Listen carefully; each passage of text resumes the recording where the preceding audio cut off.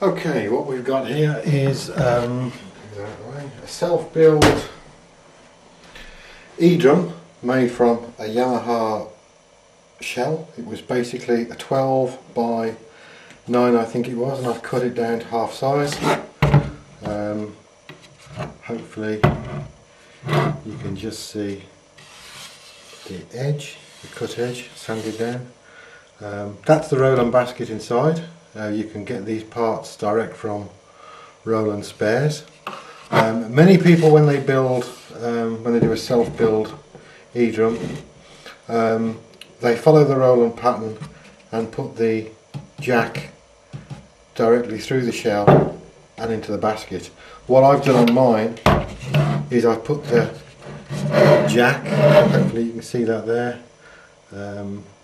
underneath, so the cable comes underneath the shell and plugs in there.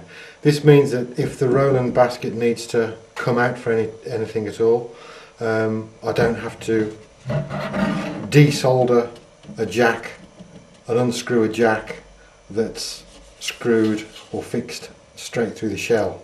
It's just a case of taking off the lugs and lifting the basket straight out. So what I'll do now is I'll take it apart and show you the inside of the basket. Incidentally as well, the fitting I've used, the mounting fitting, is the Yamaha mount. No preference really, I've always used Yamaha stuff and it's good value, good quality in most cases. On hindsight then perhaps if I was going to build it again, then perhaps I would use a more generic Tom mount that would be probably more cost effective. Okay, so off comes the rim and lugs. One cheap mesh head, it's only a single ply mesh head, you can get a lot better. This cost me £1 from a drum shop in Birmingham, UK. It was in the bargain basement, so I thought for £1 you can't really go wrong. It's certainly playable, it triggers okay, it works fine. Ideally it would be a double mesh head for two reasons. One, to give it a bit more durability, and secondly perhaps it might protect the cone a bit better. The inside of the drum, there's not a great deal to it. All these bits you can get direct from Roland spares. In UK I think they're in Cardiff or Swansea. These actual cones I got off the internet, UFO drums.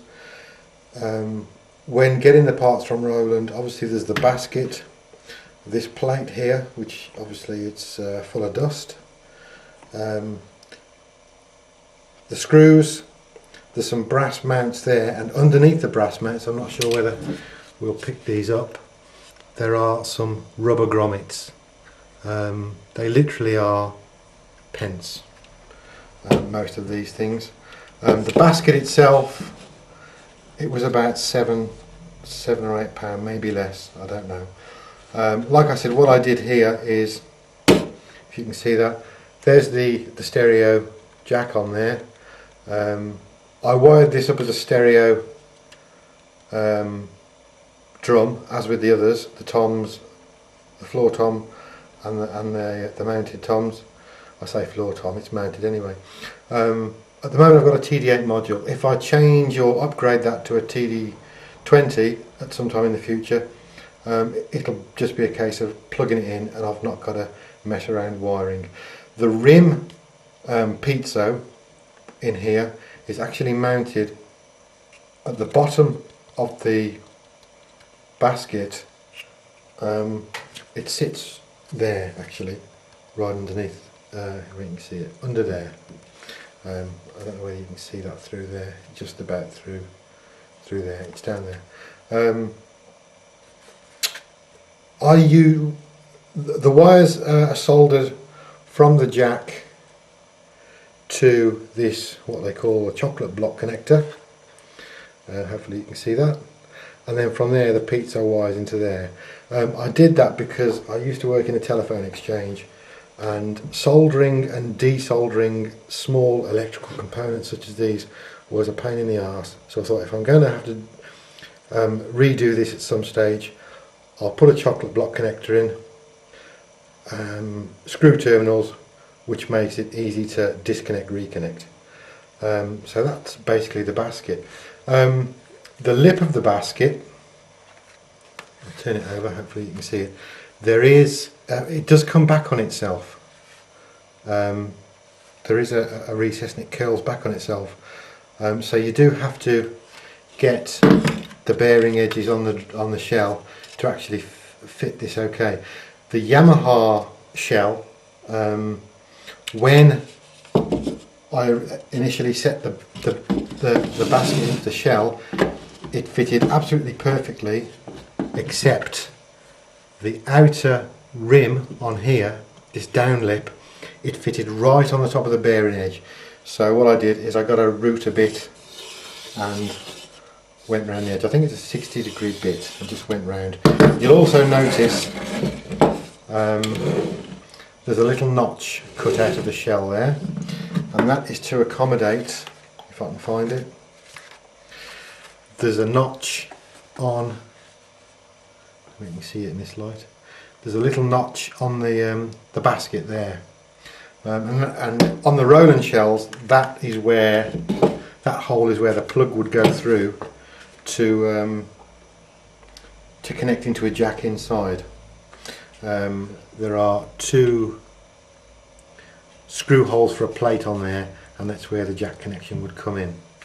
But obviously buying the complete Roland parts would be more money. On hindsight, yes, I would have used a different mount. As you can see, the Yamaha bolts go straight through, and there's the mount. What I had to do to accommodate them is cut a couple of holes, a slit in there, so that that fits over like that, and that's just snapped back into the notch. So if I move that closer, hopefully you can see that. There's the bolts and there's the cutout to accommodate. It's easy to do to wire up, really. You've got 4 wires. I'm not going to take the credit for wiring all this up and sorting it all out myself. All the information I got was from eDrums.com. Plenty of information on there for different methods of making eDrums. Lots of friendly, helpful people on there with lots of advice, who have got the time, patience and the bits of kit to try and experiment with different things and report back on what works and what doesn't. So that is an eDrum. That is actually my floor tom. So I'll just wham that back on, and there you go. Hope that's been useful.